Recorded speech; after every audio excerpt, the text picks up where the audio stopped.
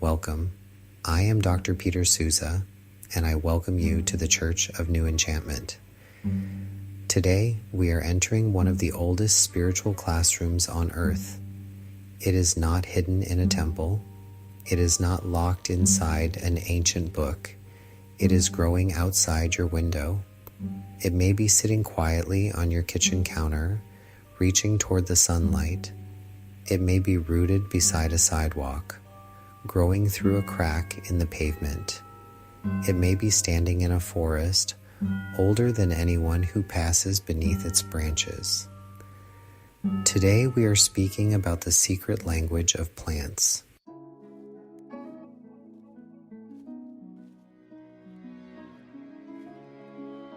For most of human history, people did not see plants as lifeless objects. They understood them as teachers, healers, protectors, companions, and sacred expressions of the living earth. Plants speak through fragrance. They speak through color. They speak through shape, season, resilience, and growth. They teach us when to bloom. They teach us when to rest. They teach us when to release what is no longer alive. And they teach us that even after the longest winter, life can return.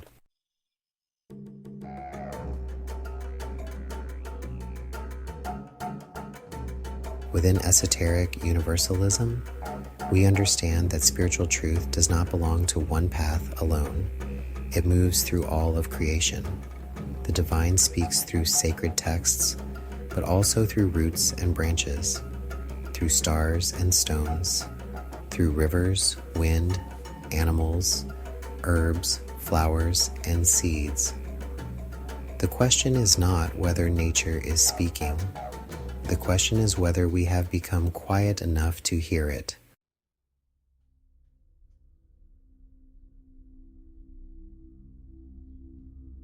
Long before spiritual teachings were written down, our ancestors learned directly from the natural world. They watched trees survive storms.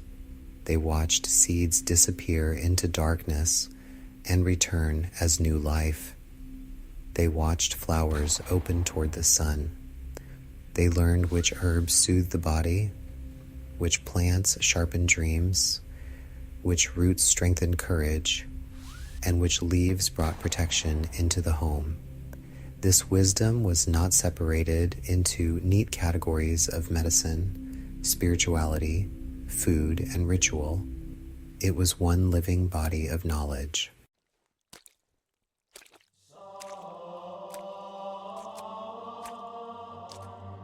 A plant could nourish the body and bless the spirit. An herb could be used in tea, ceremony, prayer, protection, remembrance, and healing. A tree could offer shade, wood, medicine, and spiritual guidance. Our ancestors understood that nature gives on many levels at once. Modern life often teaches us to look at a plant and ask, what can I use this for? But sacred relationship asks a different question. What can this plant teach me? That simple shift changes everything. The plant is no longer an object. It becomes a presence. It becomes part of a living relationship between you and the earth.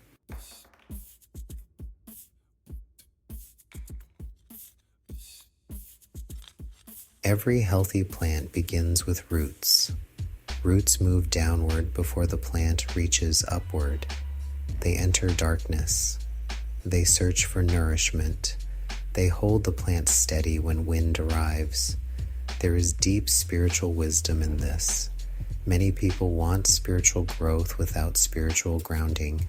They want visions, signs, intuition, awakening, and expansion, but they neglect the roots that make those experiences stable. Your roots are your daily practices, your values, your boundaries, your care for the body, your connection to the earth, your willingness to face what is hidden beneath the surface.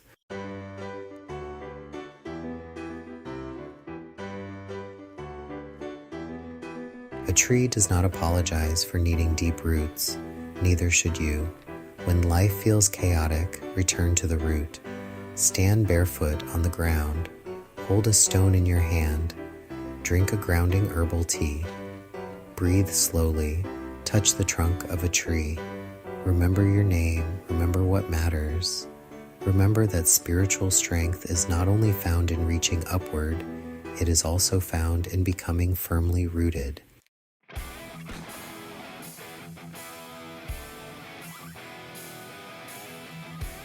The stem of a plant may look simple, but it performs sacred work. It carries nourishment. It supports growth. It connects root to leaf and flower. It allows the plant to rise. The stem teaches us about inner structure. Without structure, even beautiful intentions collapse. A spiritual life needs support. It needs discipline, rhythm, and consistency. You do not need an elaborate ritual every day. You need practices you can actually sustain. A candle lit each morning, a prayer spoken before sleep, a few quiet breaths beside a plant, a cup of sacred tea prepared with intention, a weekly cleansing of your altar or home. These simple acts become the stem of your spiritual life. They carry nourishment from your deepest roots into the places where you are growing.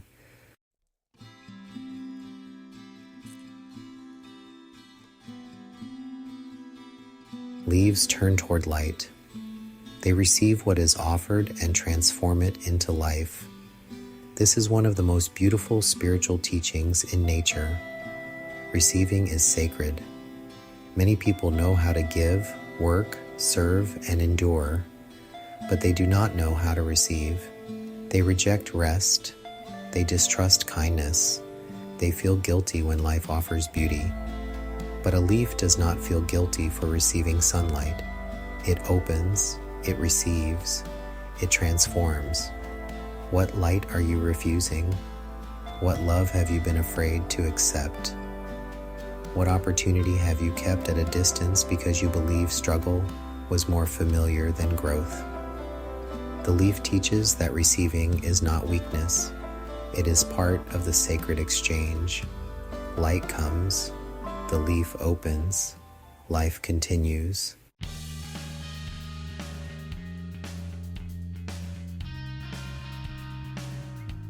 A flower does not hide its color. It does not shrink its fragrance to avoid making others uncomfortable. It blooms according to its nature. This does not mean every season is a season of visibility. Plants rest, they withdraw, they gather strength. But when the time comes to bloom, they do not apologize. Some of us have spent years making ourselves smaller. We have hidden gifts, desires, identities, and truths because we feared rejection. The flower teaches us that authentic expression is sacred. Your beauty does not need to resemble anyone else's. Your path does not need to bloom on someone else's schedule. A violet does not fail because it is not a rose. A fern does not fail because it does not flower. Every form of life carries its own purpose. Your task is not to imitate another person's unfolding. Your task is to become fully what you were created to become.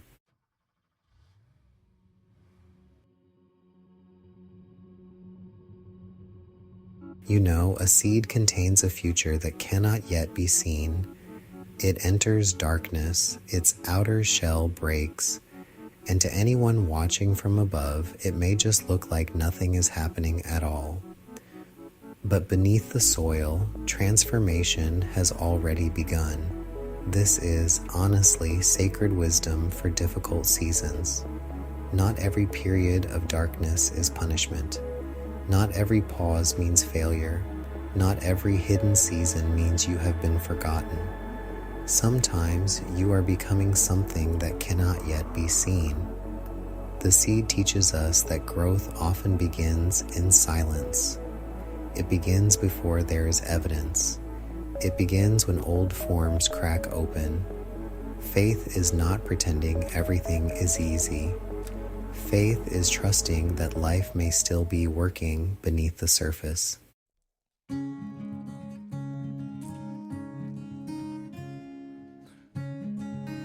The oak has long been honored as a tree of strength, protection, wisdom, and sacred endurance. Its roots run deep. Its branches spread wide. It does not become mighty in a single season. The oak teaches patient strength. Real strength is not constant force. It is the ability to remain rooted while life changes around you. The oak reminds us that protection does not always need to be aggressive. Sometimes protection is simply having boundaries strong enough that every passing storm cannot uproot you. Spend time near an oak when you need courage, steadiness, or a renewed sense of personal authority. You may place an acorn on your altar as a symbol of strength, held in small beginnings. You may also sit beneath an oak and ask, what would it mean for me to stand firmly in my own life? Then listen.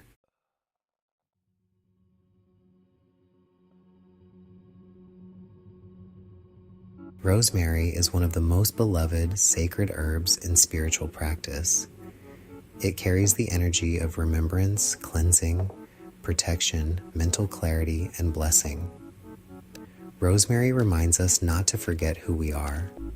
It is especially powerful during times of confusion, transition, grief, or spiritual fatigue. You may keep rosemary near the entrance of your home. You may add it to a cleansing bath. You may place a sprig on an altar. You may gently brush it through the air while blessing a room. You may prepare rosemary in ways appropriate for your own body, and practice while holding an intention of clarity and renewal. As you work with rosemary, say, I release what clouds my spirit. I remember the truth within me.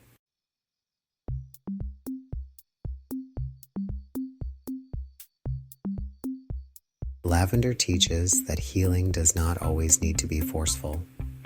Some healing arrives softly. Lavender carries peace, spiritual cleansing, rest, emotional gentleness, and protection during sleep. It belongs in bedrooms, meditation spaces, healing rituals, and moments when the nervous system has carried too much. Lavender reminds us that softness is not weakness. Peace can be powerful. Rest can be sacred. Gentleness can restore what pressure never could. Place lavender near your bed. Use its fragrance during meditation. Hold a small sachet while breathing slowly. Let it become a signal to your body and spirit that you are allowed to soften.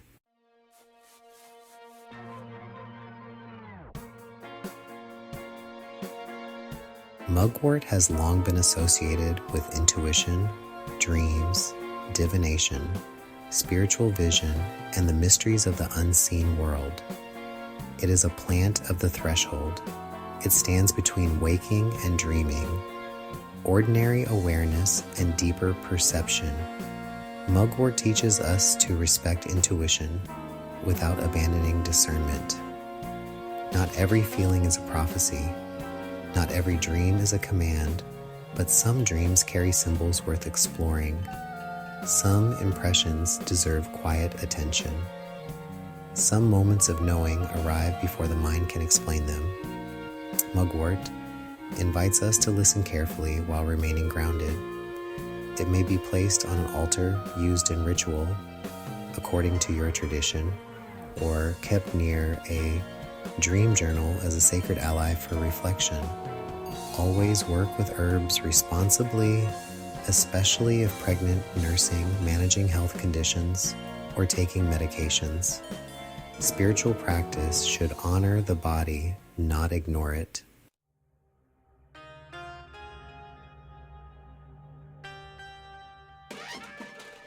Basil carries the energy of harmony, prosperity, protection, love, and blessing within the home. A pot of basil on a windowsill can become more than a kitchen herb. It can become a living symbol of the abundance created through care. Basil responds to attention. It needs water, light, warmth, and regular tending.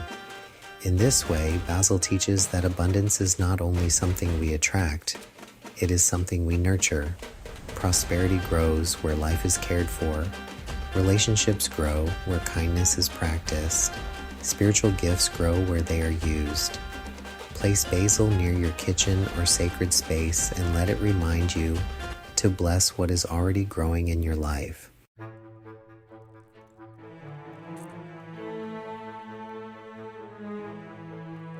Nettle teaches a different kind of wisdom. It is nourishing, useful, resilient, and protective, but it also demands respect. If you approach carelessly, it stings. Nettle teaches that being spiritually loving does not mean being endlessly available. A healthy boundary is not cruelty, it is wisdom. You are allowed to protect your peace. You are allowed to say no. You are allowed to decide who enters your space, receives your time, and has access to your energy. Nettle reminds us that sacred beings can be both healing and guarded. You do not need to become hard. You need to become clear.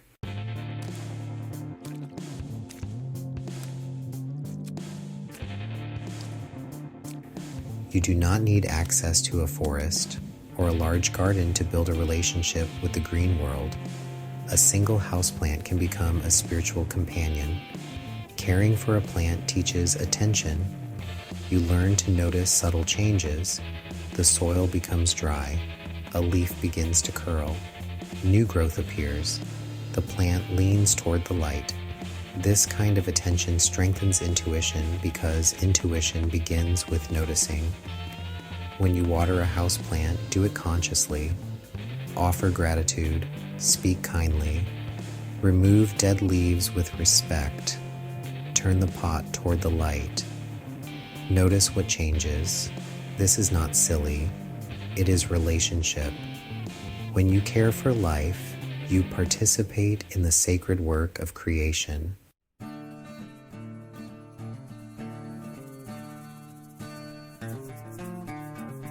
For this week's crystal focus, we honor moss agate and green aventurine. Moss agate carries a deep connection with the living earth, plant energy, growth, stability, and renewal. Its patterns often resemble forests, moss, roots, and landscapes.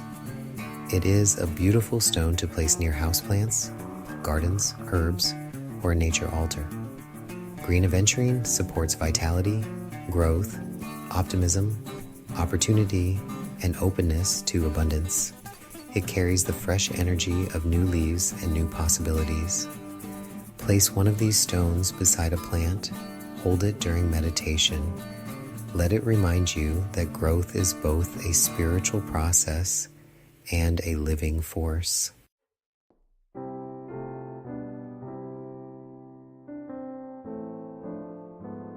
This week, choose one plant.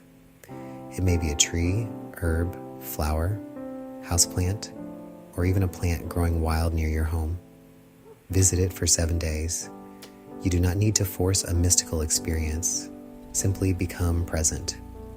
On the first day, notice its shape. On the second day, notice its color. On the third day, notice how it responds to light. On the fourth day, notice the condition of its leaves, bark, stem, or soil. On the fifth day, sit quietly and observe what feelings arise within you. On the sixth day, offer gratitude. On the seventh day, ask one question. What are you teaching me about my life?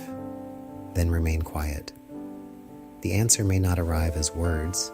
It may arrive as a feeling, a memory, an image, a sudden understanding. Or it may arrive later, when you are no longer trying to hear it. Write down whatever comes. This practice is not about controlling nature.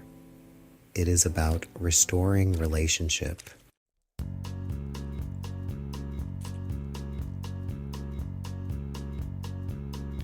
Ask yourself, what is growing in my life right now? What needs more light? What needs stronger roots? What needs to be pruned? What has entered a hidden season? And what within me is finally ready to bloom? Do not rush your answer. Let the question live with you.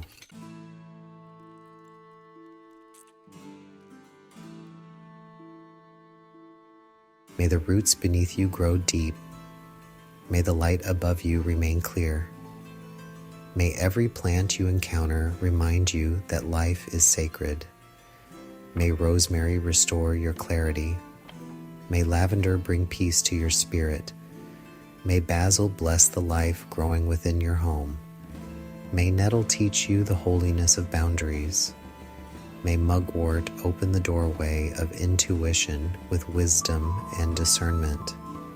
May oak strengthen you when the winds of life begin to rise. May you remember that the earth is not silent. She speaks through every seed, leaf, flower, root, and branch. May you become quiet enough to hear her. Thank you for joining me at the Church of New Enchantment. I am Dr. Peter Sousa.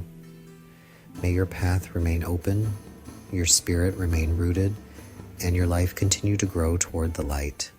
Peace be with you.